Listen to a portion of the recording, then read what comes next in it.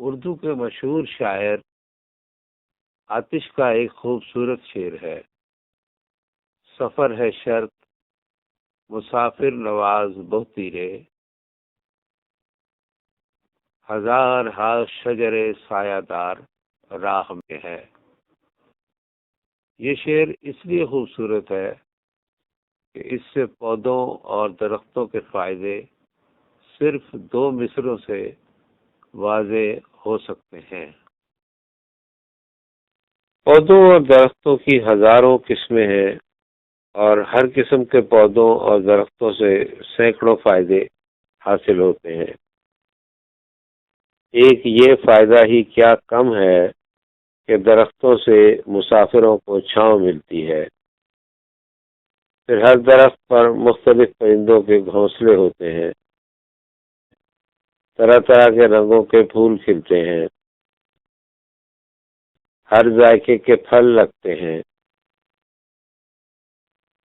پودوں اور درختوں کی ہریالی کا منظر آنکھوں کو بھلا لگتا ہے، جبکہ موسم بہار آنے پر پودے اور درخت ہرے بھرے ہو جاتے ہیں۔ صحت و تندرستی کے لیے پودوں، درختوں اور ان سے حاصل ہونے والی مصنوعات پر طبی ماہرین نے بہت سی کتابیں لکھی ہیں۔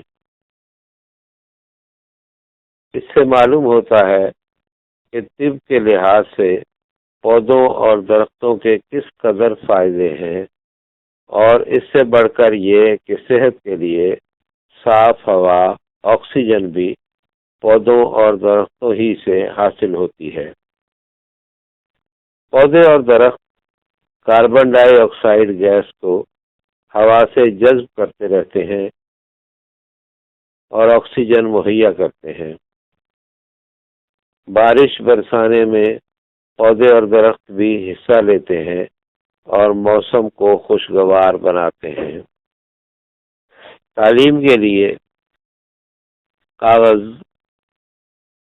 کتابیں، پینسلیں اور ربڑ وغیرہ کی ضروریات بھی پودوں اور درختوں سے حاصل کی جاتی ہیں۔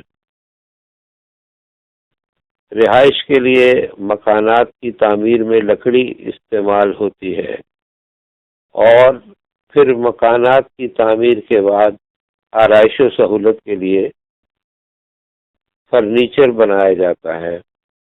اس کے لیے بھی درختوں سے حاصل کی گئی لکڑی ہی کام آتی ہے۔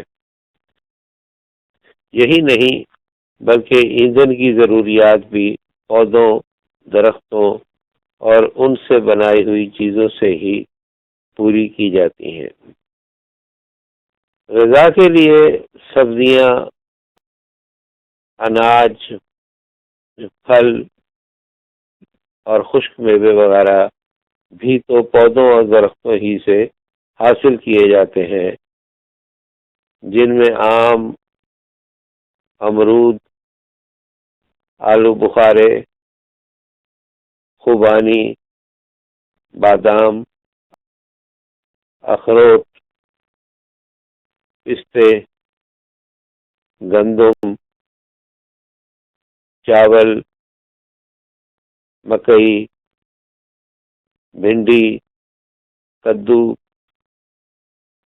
بینگن، پالک، آلو وغیرہ سبھی غذائی پیداوار شامل ہیں۔ پودوں اور درختوں کے فائدے بے شمار ہیں، اسی لیے جو لوگ پودوں کی نگہداشت کرتے ہیں اور خیال رکھتے ہیں وہ بھلائی کرتے ہیں۔